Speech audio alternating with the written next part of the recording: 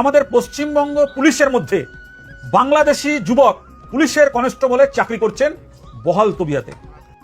ছিলুম ধান হইলম খই, দিনে দিনে আরো কিবা হই।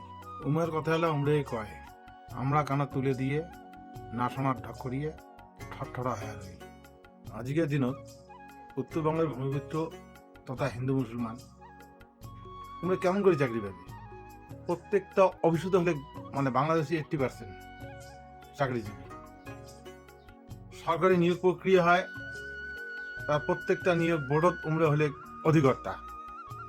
ওই সার্ভিসম্যানগুলো আর পশ্চিমবঙ্গের চামচে যে নেতাগুলো আছে সেগুলো হলে বিশেষত বাংলাদেশি নেতা, তো সেগুলি কি আর আমাকে চাকরি দেবে না দিয়ে? এমন করিয়ে তো প্রত্যেকটা অফিসত 80% উমরে চাকরি করে। আর আমার রিয়েল কুটকি শুধু মরে বিদেশ বলি ঘাটা ঘাটায়। রাজস্থান, হরিয়ানা, গুজরাট, দিল্লি। যদি আমরা এমএলএ বা এমপি দিকে তাকাই তাহলে দেখবো যেমন নিশীথ প্রামাণিক, উনি নিজে একজন বাংলাদেশি, অথচ এমপির কোটা ধরিয়ে এমপির কোটার জয়যুক্ত হয়ে উনি ভারতবর্ষের প্রতিমন্ত্রী হন। আর যে বাংলাদেশি তার প্রমাণ তো দেওয়ার কিছুই নেই, কেন উনার বাপ কাকা চাটুরকার বাংলাদেশত মিষ্টি বিতরণ করছে, এটা সবাই জানেন বা সবাই ভিডিওগুলো দেখছেন।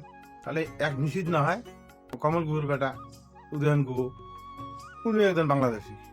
তো উমরে গুলো কখনো চাইবে যে আমার লোকের চাকরি হোক, আমার লোক ব্যবসা করুক, আমার লোক কন্ডাক্টরি কোনো কাজ পাক? তা আমার লোক আমরা কখনোই দিবে না। এই জন্য আমার যত বুদ্ধিজীবীগুলো আছেন, তোমরা অনেকে বুদ্ধিজীবী কয়, কিন্তু তোমরা আসলে তো অপবুদ্ধিজীবী মহল। তোমরা খালি উমার পাশে পাশে ঘোরেন, আর উমার পাশে ঘুরিয়ে এমন উমের গুছাটা হয়ে গেলেন, নিজের স্বজাতির বিপক্ষে যদি কথা হয় তাও তোমরা সমর্থন করিয়ে আগে দেন, তাও তোমরা সমর্থন করি আমার পাশে পাশে ঘোরেন। তাহলে এত গুজরাটটা মানুষ থাকে না। যদি কয় না গ্যালারি দেড় জাতির মান, এরাও যদি বোধ না পান দিন দিন আর কি হবার চান? এই হলে ব্যাপার। আজকে যারা রাজনীতি করেন, বিভিন্ন পার্টি করেন, রাজনীতি দেওয়া নাই। আজকে যারা পার্টি করেন, আজকে যে মানুষগুলো পার্টি করে দিচ্ছে, তোমরা বলে একবার বিচার করো তো। আচ্ছা, পশ্চিমবঙ্গ থেকে যখন কোনো দলের সর্বসর্বা বানায় কোনো জেলা, আমার কুচবিহার জেলা যদি কোনো দল সভাপতি বানায়, হারা অবস্থায় সভাপতিরা কায় হয়, আমার অমুক বর্মন, তমুক রায়, হারা অবস্থায়। আর যখন আমরা যেতে, তখন কলকাতা থেকে কাক দায়িত্ব দেয় অমুক বোস, অমুক ঘোষ, অমুক চৌধুরী। এই তো রাজনীতি, এই তো পার্টিবাদী। এই পার্টিবাদী করতে করতে না সারা সর্বনাশ করে ফেলেন। আমার নিজের মায়ের ভাষায় কথা কমও আমাকে কয় জঙ্গি। আমার ভাষা বলে উপভাষা, আমার ভাষা বলে ভাই ভাষা। তারপরেও তোমার কি হুশ হয় না?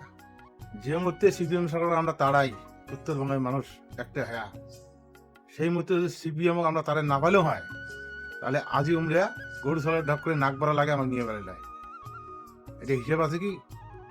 তাই আজকে যে কোনো পার্টি যখন দীর্ঘদিন থাকবে, যেহেতু উমরে আইন প্রণয়ন করে, উমরে আইন রচয়িত করে, উমরে সমস্ত কিছু করে, বাংলা ভাগ হতে দেবো না, এই জন্য আইন পাশ করে ফেলেন। তাহলে উমরে কোন আন্দোলনের ফলে এখানে এখানে করে তুল, এখানে আইন প্রণয়ন করলে কেন দেখছি যে কুচবিহার রাজমন্ত্রী মানুষ চেতনা আসছে, ভবিষ্যতে হয়তো কুচবিহার রাজ্যটা দেওয়া হবে, এই জন্য ভাগ অ্যাডভান্স আর কি অ্যাডভান্স করি। তো যাই হোক, কথা শিখলে না হয় বন্ধু। সব থেকে বড় কথা হল এমন একটা অন্তিম সময় আসে গেছে আমার গুলা, এই মুহূর্তে আমরা ওগুলো যদি কিছু না করি, কিছু না ভাবনা আনি, আমার জাতি মাটি রক্ষার জন্য যদি আমরা প্রত্যেকটা মানুষ অ্যালার্ট না হই, খালি পার্টি ব্যাস করিয়ে বেড়াই, আরে আহমগের ঘর। পার্টিবাজি একসময় মানুষ করছে, যখন আমার চাকরি দিক দিয়ে মার খাওয়াল, ব্যবসা দিক দিয়ে মার খাওয়াল, যখন আমার পথের ভিখারি বানাল, জমিগুলো শেষ করে নিল, তারপরে সাধারণ মানুষ কি করলে, তখন নেতার পাশ ধরলে, নেতার পাশ ধরে ঘুরতে ঘুরতে একটা ঘর আদায়ের জন্য কারো জীবন চলে যায়, তাও ঘর পায় না, এই ঘর পায় সেই ঘর পায়, এলা পায়।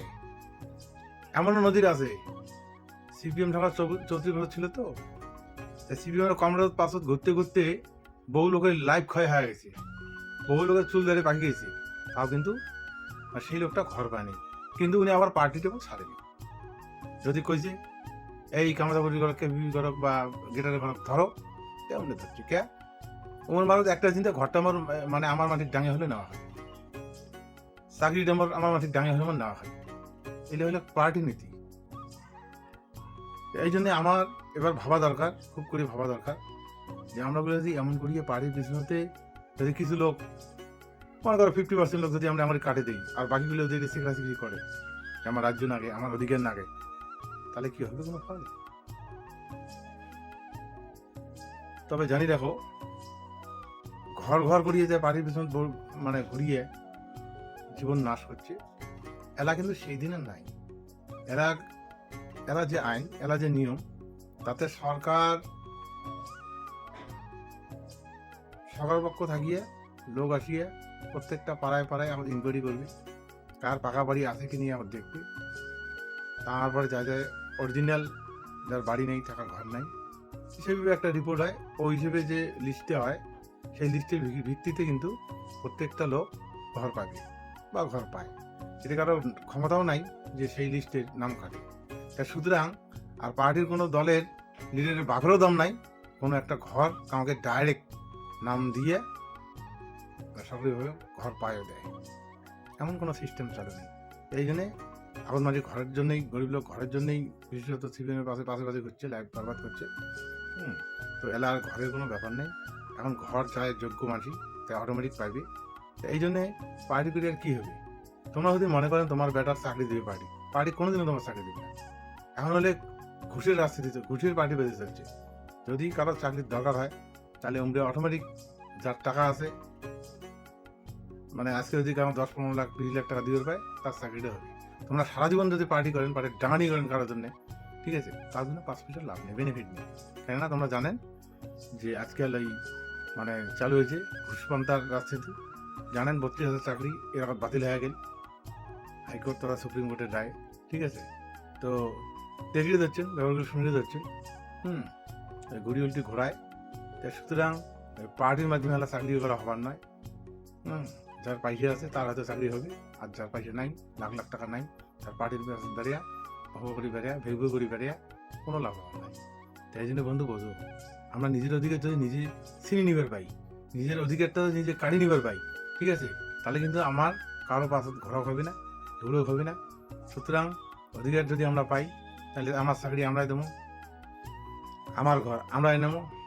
এই সাধারণ জিনিসটা একবার সবাই মাথা ঢোকেন। সুতরাং এই পার্টির হাত দিয়ে, অর্থাৎ এই ক্যাডারের হাত দিয়ে মানে সুয়ে ভাতার কতদিন খামো। এই যে নিজেরাই ক্যাডারের আগামী দিন সাজা হবে, নিজেরাই পরিবেশন করা হবে, নিজের মাটিক দেওয়া হবে, ঠিক আছে। ক্যাডারের মুখ নিয়ে মুখের ডাল যদি ওই বাসায় থাকেন, তাহলে তোমারও লাইফ বরবাদ হবে, তোমার প্রজন্মেরও লাইফ বরবাদ হবে। তোমরা এলা কি চান, ভালো মন্দ নিশ্চয়ই বিচার করবে। ধন্যবাদ।